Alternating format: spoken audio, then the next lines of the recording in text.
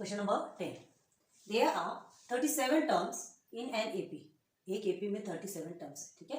The sum of 3 terms placed exactly at the middle is 225. मतलब जो एकदम centre पे जो कोई नंबर है ना, उसके क्या बोला जा रहा है, sum of 3 terms placed exactly, मतलब ये बीच का नंबर, इधर का नंबर, इधर, मतलब ये 3 जो नंबर रहेंगे उसका सम क्या होता है 225. Okay. And sum of last 3 terms is 429.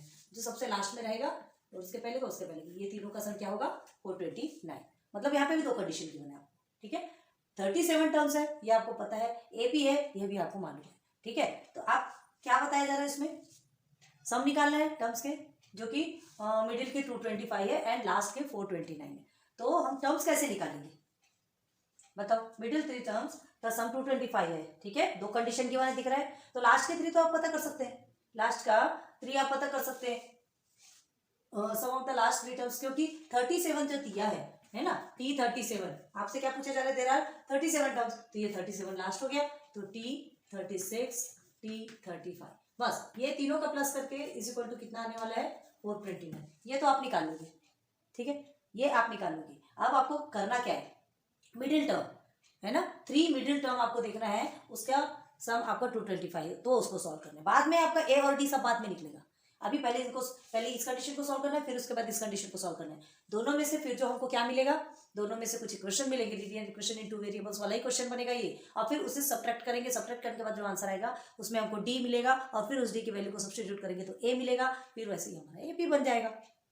Clear है, सॉल्यूशन निकालेंगे फिर हमारा एपी बन जाएगा. तो अब इसको करना कैसे, तो कुछ चीजें अभी आपको बता देते हैं. ये जो मिडिल टर्म है, ठीक है, मिडिल टर्म को फाइंड करने का फॉर्मूला, जैसे ये n+1/2, ये +1 क्यों ले रहे हैं, n/2 लिखते हैं ना मिडिल टर्म के लिए, तो +1 क्यों ले रहे हैं, क्योंकि 37 ऑड नंबर है, ठीक है. तो 37 + 1/2 तो कितना हो जाएगा 38/2 इज इक्वल टू होगा 2 1 2 2 1 2 2 9 18, मतलब 19. तो मिडिल टर्म क्या निकल गया आपका 19 निकल गया. तो हमको क्या मिल गया T19 मिल गया, ठीक. अब एक इसके पहले का लो T18, एक इसके बाद का लो T20, मतलब ये 3 टर्म है, ये 3 टर्म का इज इक्वल टू 225 होगा, और ये 3 टर्म का प्लस करोगे तो ये 3 टर्म का प्लस करोगे तो आपको 429, ये 3 टर्म का प्लस करोगे तो आपको 225. दो इक्वेशन का हमने बता दिया. अब सॉल्व आपको करना है. अब करना कैसे ये भी चीजें बता देते हैं. देखो आपको क्या दिया, जैसे ये T18 है ना, तो ये T18 क्या है आपका A+17D प्लस T19 क्या है A+18D प्लस T20 क्या है A+19D. ऐसा ही होता है कि नहीं, इज इक्वल टू 225. ये इसके इक्वल है, ये इसके इक्वल है, ये इसके इक्वल है, होता है. तो आप क्या करेंगे, इसमें क्या निकलेगा आपका, सॉल्व करेंगे, ये आपका 3A हो गया. अब ये D को आपको प्लस करना है, इज इक्वल टू 225 होगा, है ना. जितना भी आंसर आता है प्लस यहाँ लिखोगे, और फिर उसके बाद आपका सॉल्यूशन निकलेगा. अब देखो ये बड़े बड़े नंबर्स हैं, अगर इसमें आपको कॉमन निकल सकता है तो आपको कॉमन निकालो, या डिवाइड करके कट करके और सिंप्लीफाई कर सकते हो, वो भी कर दो. क्लियर. तो इसमें भी यही करना है, इसमें भी सेम यही करना है. T35 है, तो T35 को कैसे लिखते हैं का बताने चलो, A+34D, इससे एक नंबर कम लिया जाता है. इसकी वैल्यू क्या है T36 की A+35D, बस इसका आप निकालोगे, हर चीज बताने की नहीं होती. तो इस तरह से आप सॉल्व करो और पहले इक्वेशन बनाओ. इक्वेशन बनेगा, उन इक्वेशंस को सब्ट्रैक्ट करके बाद AD निकालना, वो आपके लिए बहुत इजी. पहले ये दो चीज को करो, उसके बाद फिर आप आगे कदम बढ़ाओ, ठीक है. चलिए स्टार्ट कीजिए इतना प्रोसीजर करना. चलिए जहां तक हमने आपसे करने के लिए कहा था वहीं तक का सॉल्यूशन पहले देखिए, है ना. चलो सॉल्यूशन में क्या कहा था हमने आपको कि 37 टर्म है, मतलब n आपका कितना है 37 है, ठीक है. तो T1 से लेकर के T37 यहाँ एंड है आपका, है ना, ये आपका एंड है. ये आपका कितना टर्म है 37 टर्म. अब आपसे क्या पूछा जा रहा है यहाँ पे, ये एपी में है, ठीक है, एपी में है, हमने बना लिया. The sum of 3 terms placed exactly at the middle is 225. ये फर्स्ट कंडीशन थी आपकी, तो पहले फर्स्ट कंडीशन को देखेंगे. Middle term of an AP is, आपको सम बोल रहा है, तो 3 टर्म से बीच के 3 नंबर हैं उनको प्लस करोगे तो आपको कितना मिलेगा 225. 3 नंबर को प्लस करना याद रखना, कौन कौन से 3 नंबर अभी हमें नहीं पता. तो मिडिल टर्म निकालना है तो उसके लिए क्या करते हैं n/2 करते हैं, और ऑड नंबर रहता है तो उसके लिए +1 लगाते हैं, n+1/2 इक्वल टू 37 + 1/2 38/2 और 19 आ गया 19. तो मिडिल टर्म आपको क्या है T19, मिडिल टर्म कौन सा 19th, तो 19th is the middle term. अब middle 3 term of an APR T19 मिल गया, T18 और T20. क्लियर है. एक आगे का ले लो, एक पीछे का ले लो. हो गया, ये मिडिल टर्म हमको मिल गया। अब बाय गिवन फर्स्ट कंडीशन, अब आ जाओ फर्स्ट कंडीशन में कि जो मिडिल टर्म है उनका प्लस करने पे हमें 225 मिलता है। ऑलरेडी हमने यहाँ पे लिख दिया, बताया था आपको कैसा करना है, ठीक है। तो ये हमने T18, T19, T20। अब T18 को कैसे लिखते हैं, A प्लस 17D होता है। T18 is equal to A plus 17D होता है। T19 का A plus 18D and T20 का A प्लस 19D होता है, इज इक्वल टू 225। ठीक, अब इसे सिंप्लीफाई करो, A 3 हो गया और 17D plus 18D plus 19D करोगे तो आपको मिलेगा 54D। आप करके देखेंगे, ठीक है। अब देखो इसमें कुछ ऐसा नंबर है, क्या रिलेशन बन रहा है, कौन सा ऐसा नंबर से हम और सिंप्लीफाई कर सकते हैं। तो देखो 3 है ना, तीनों भी 3 से डिवाइड होते हैं, तो और उसे कट करके और छोटा कर दे, जितना छोटा छोटा करोगे, जितना सिंप्लीफाई करोगे आंसर उतना इजी हो जाता है। तो डिवाइडिंग बोथ टर्म्स बाय 3 किया हमने, सब टर्म्स को 3 से डिवाइड करेंगे तो ये 3 तो कट गया, ठीक है। एंड 3 18 सा 54, मतलब 3 1 सा 3 एंड 3 8 से 24। ओके, देन ये भी 3 से कट होगा तो आपका आएगा 75। ओके, अब आपका क्या आ गया, एक इक्वेशन मिल गया, A plus 18D is equal to 75 मिल गया। सेकंड में आ जाओ, according to the second condition. Second condition क्या बोल रहा है, sum of last 3 terms is 429। ठीक है, तो लास्ट 3 टर्म्स आपको पता है, ये 37 है तो उसके पहले का 36 एंड उसके पहले का 35, यही होगा। T36 T35 यही आएगा ना। तो देखिए ये T36, ठीक है। तो यहाँ देख लो 35 36 37 लास्ट 3 टर्म्स बोल रहा है, मतलब यहाँ से ऐसे आपको ऐसे पीछे जाना है, ठीक है। तो ये 3 टर्म का प्लस करना है तो हमको 429 मिलेगा। अब ये 3 टर्म्स की सबको मालूम है, 35 आपका क्या होता है, A प्लस 34D, 36 का A प्लस 35D, T37 का A प्लस 36D। बस एक नंबर कम करते जाइए बस, ठीक है। फर्स्ट टर्म तो आपका रहता है, ये था आपका फर्स्ट टर्म है। अब उसके बाद ये सारे का इक्वल करके 429 होता है।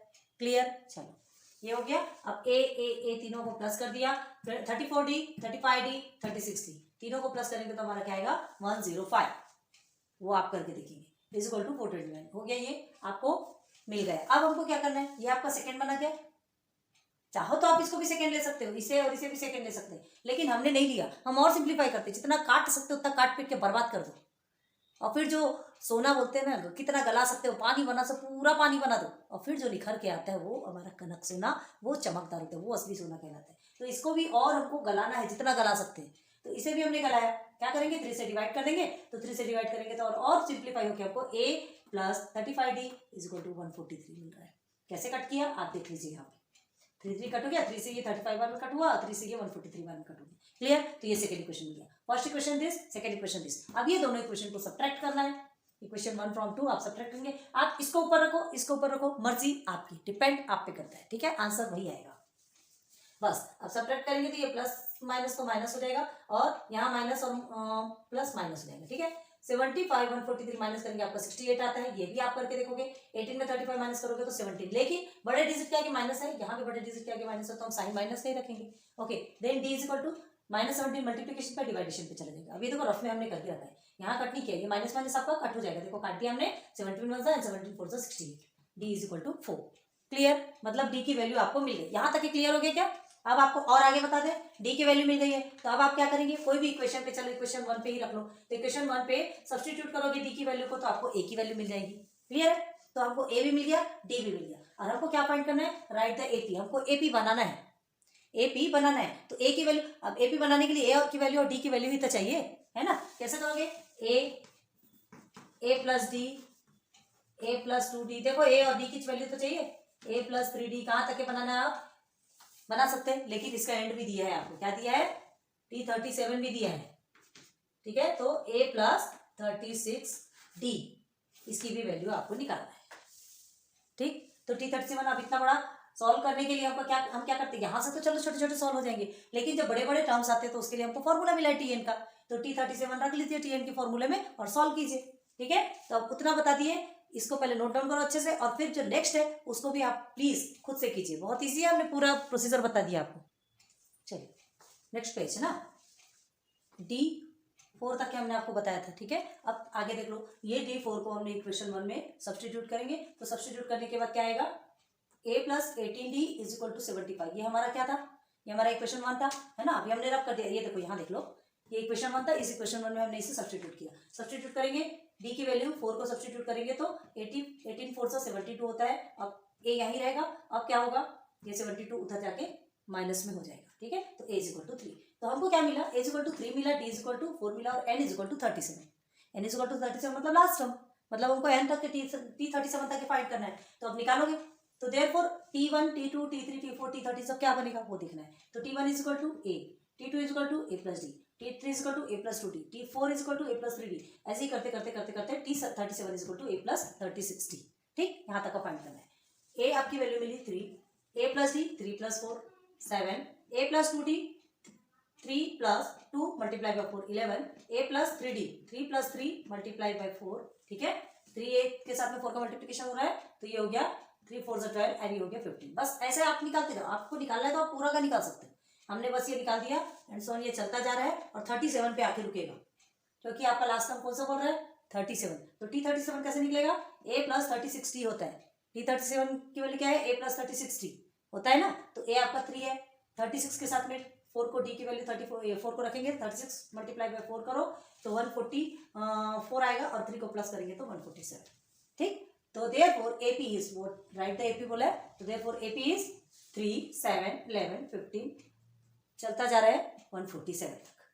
ठीक, क्लियर हो गया। अब देखो ये जो है t37 हमें जो निकालना, इसे हम रख करते हैं। t37 जो आपको बोला जा रहा है ना, इसे क्या है, कुछ टर्म्स आप इजीली निकाल सकते हैं। t37 आपको हार्ड लग रहा है, tn का फॉर्मूला ले लो। क्या है tn का formula, a plus n minus 1 d। ठीक है, तो n क्या है यहाँ पे 37 है, a की वैल्यू क्या है 3 प्लस n 37 माइनस 1, हाँ, और d आपका है 4।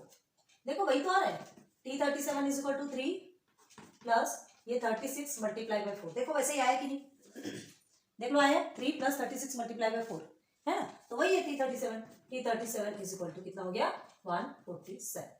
आ गया आपका आंसर, इजी है। So this is your question number 10 complete. बहुत इजी लगा होगा, बड़ा है इक्वेशन, जो क्वेश्चन है ये इक्वेशन बहुत ज्यादा बड़ा होता है ना, इसका जो सॉल्यूशन रहता है 2 पेज 3 पेज फिलअप हो जाते हैं, कोई टेंशन वाली बात नहीं है, लेकिन ईजी है, हमको सिर्फ पहले थोड़ा सा समझना पड़ता है। ठीक है, चलिए एक बार अच्छे से समझ लीजिए फिर नोट डाउन कीजिए। Now question number 11, this is your star where question. Star है इसमें, बहुत सारे तारे चमकते रहते हैं और हमें भी चमकाते रहते हैं, डर लगता है। चलिए, यहाँ चमकाना मतलब धमकाना। एक first term of an AP is a. ठीक है, एक एपी है जिसका फर्स्ट टर्म की जो वैल्यू मिली ए है, सेकेंड टर्म की b and last term is c. ठीक, then show that sum of all terms is a plus c and b plus C minus 2a upon 2b minus a, 2 multiply by b minus a. ये हमको show करना है क्या, सम of all terms, ये सबका जो सम है ना, ये जो हमको first term second term and last term, वो थर्ड टर्म नहीं है, वो लास्ट टर्म है, याद रखना। वो आपका क्या है, tn की वैल्यू है, tn इज इक्वल टू सी हो गया वहां। ठीक है, और आपको t1 इज इक्वल टू ए हो गया, ये आपका सेकंड टर्म, मतलब क्या t2 is equal to be. ये तीन चीजें समझ में आ गई आपको, क्लियर है। अब ये तीनों का जो क्या बोला जा रहा है सम, ये सबका जो टर्म का जो सम है, तीनों का सम नहीं, लास्ट टर्म तक के, मतलब फर्स्ट से लेके पूरा लास्ट तक का जो सम है वो हमारा ये आएगा, ये शो करना है। बच्चे जैसा क्वेश्चन है, इतनी देर तक हार्ड क्वेश्चन सॉल्व किए, उसके बाद फिर हमको ये करना है। देखिए क्या दिया आपको, फर्स्ट और लास्ट टर्म दिया है, तो S N is equal to आपको पता है N upon 2।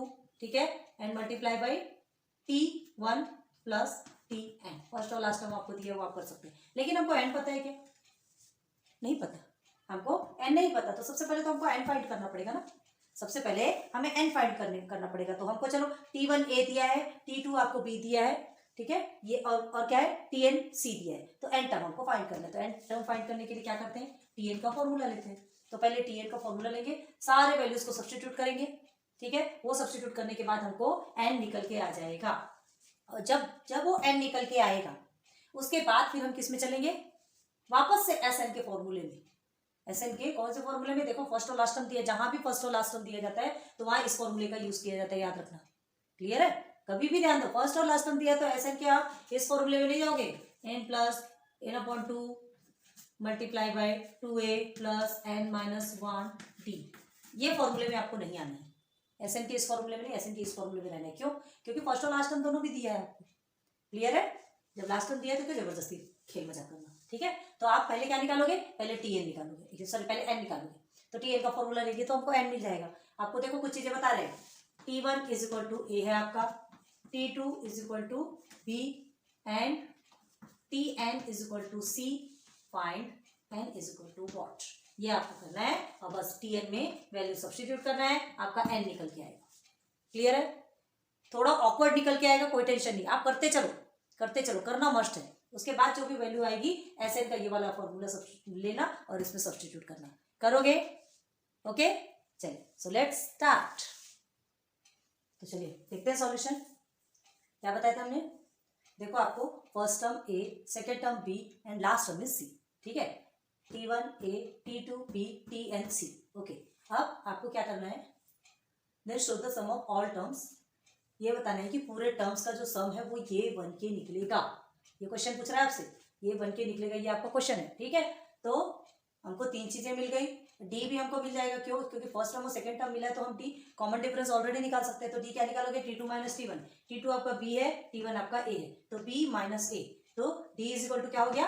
B minus A। D हमारा कॉमन डिफरेंस क्या निकल के आया? B minus A। Find n is equal to what? ये हमको फाइंड करना है। तो सबसे पहले n फाइंड करना है। तो n फाइंड करने के लिए हमको क्या करना पड़ेगा? Tn का फॉर्मूला लेंगे। लिया हमने Tn का फॉर्मूला। Tn का formula a plus n minus 1 by multiply by D. तो Tn हमारा C है ऑलरेडी। Tn के प्लेस पे जो वैल्यू है C वो दिया है, C लिख दिया हमने। a n माइनस 1, अब ये D हमारा क्या निकल के आया? B minus A। ब्रैकेट में लिखोगे, याद रखना। ठीक है, ब्रैकेट में लिखेंगे। अब उसके बाद ये जो A है वो इधर C के पास जाएगा, प्लस में है तो माइनस में कन्वर्ट हो गया C माइनस A। ये दोनों एज इट इज आपने नीचे ले लिया। अब ये B माइनस, हमको तो किसकी वैल्यू निकालना है? n की वैल्यू निकालना है, तो ये यही रहेगा। B माइनस A मल्टीप्लीकेशन पे, तो यहाँ जाके वो डिवाइडेशन पे चला जाएगा, C माइनस A के नीचे। ठीक, तो C माइनस A divided by B minus A is equal to n minus 1। अब हमको वैल्यू किसकी चाहिए? अभी हमने क्या कहा? n की वैल्यू। तो ये माइनस 1 इधर जाकर के प्लस 1 हो जाएगा। बन गया, एक सीक्वेंस दिख रहा है आपको। अब इसे कैसे सॉल्व करेंगे? क्या ये यहाँ तक सॉल्व हो गया क्या? नहीं, cross multiply. Okay, cross multiply करेंगे ना, प्लस में दिया है C minus 1 upon B minus 1, B minus A plus 1, तो जिसके नीचे कुछ नहीं रहता उसके नीचे 1 रहता है, पढ़ा है आपने। तो इसे हम क्रॉस मल्टीप्लाई करेंगे तो क्या होगा? 1 से 1 मल्टीप्लाई बाई C करेंगे, C माइनस A करेंगे तो वही आएगा। अब B minus A multiply by 1 करेंगे तो B माइनस A आएगा। लिख दिया हमने। अब देखो, ये दोनों को आपको एक साथ ले लेना है। अब B minus A one B minus A है ना, इज इक्वल टू n आपको लिखते जाना है। अब ये दोनों में सॉल्यूशन निकालोगे तो क्या होगा? देखिए, C और प्लस B एक साथ लिख दिया आपने। ठीक है, C प्लस B लिखो, B प्लस C लिखो, एक ही है। और minus A minus minus 2A, minus minus plus होता है, इसके आगे 1 होता है ना, दोनों के आगे 1 है, तो 1A 2A हो गया।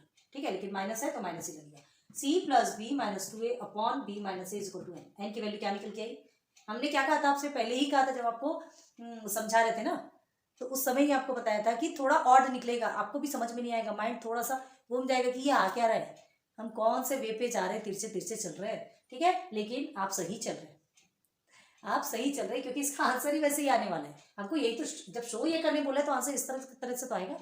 ठीक है, यही तो आपका आंसर है, और इसको यही शो करना आपको कि term a, first term a, second term b and third term c, तीनों का सम मिला करके ये आने वाला है। तो जब ऐसा आंसर आएगा हमारे पास, तो हमारा एन भी तो इसी तरह का आएगा। क्लियर है, एन मिल गया। अब हमको क्या निकालना है? सम निकालना है। तो ये एन का सम मतलब टोटल टर्म का सम मतलब एस एन। तो S N is equal to, अब देखो फर्स्ट एंड लास्ट टर्म मिला है, इसलिए हम ये वाला फॉर्मूला यूज कर रहे हैं। ठीक है, तो देखो एस एन, अब ये एन आपको क्या मिला है? पूरा जैसे का तैसा उठा के लिख दो, लेकिन ये ध्यान रखो कि ये जो 2 है तो ये भी 2 आपका साइड में रहेगा। ठीक है, इसके जस्ट इसके नीचे ये एन, ये पूरा है, ये 2 यहीं पर रहेगा। अब T1 आपका A है, Tn आपका C है। क्लियर, क्लियर हो गया। देखो बहुत पास आ गए, हो गया, निकल गया हमारा answer. Now arrange in order, यही हमारा आंसर है, लेकिन इसको ऑर्डर में अरेंज करना है। देखो क्वेश्चन में देखो ना आपको क्या दिया है, ये A प्लस सी है आपका, यहाँ B प्लस सी माइनस 2A है, यहाँ C plus B minus 2A, इसको B प्लस सी ठीक से कर दो, और 2 multiply by B minus A दिया है यहाँ पे। तो अरेंज इन ऑर्डर हम कर दिए, ऐसे हमने AC को सामने ले लिया। ठीक है, and B plus C minus 2A upon में 2 multiply by B minus A। Therefore, sum of all terms is A plus C multiplied by B plus C minus 2A upon 2 multiplied by B minus A। देख लो लिखा है, same आया कि नहीं? Proved. ये एकदम बच्चे जैसा क्वेश्चन है। ये है कि बस ये इस तरह से दे दिया ना तो दिमाग ऐसा घूमता है कि है क्या, होना जाना कुछ नहीं। ठीक है, तो क्वेश्चन 11 भी कंप्लीट हो रहा है। समझ में आया क्या? कमेंट सेक्शन पे बताओ कि आपको ये समझ में आया कि नहीं। ये आंसर इसी तरह से आएगा, है ना, कोई हेक्टिक नहीं है, बिल्कुल टेंशन लेने की जरूरत नहीं है। कचरा देगा तो कचरा ही आंसर निकलने वाला है। ठीक है, जब प्यारी प्यारी चीजें मिलती है तो हम आंसर भी प्यारा देते, जैसा दोगे वैसे ही तो पाओगे। ठीक है, जैसा कर्म करे इंसान वैसा फल देगा भगवान। जैसा क्वेश्चन आप हमको देंगे वैसे ही आंसर हम आपको देंगे। क्लियर है? कंप्यूटर पे आप कुछ भी डालिए, कंप्यूटर पे आप सही सही देंगे तो वो फेंक के आपको सही देगा, गलत उसके अंदर आप गलत फेंकेंगे तो वो आपको उल्टा ही आपके मुंह में गलत ही मारेगा। क्लियर है? तो ये तो हो गई मजाक वाली बात। चलो इसे नोट डाउन करो।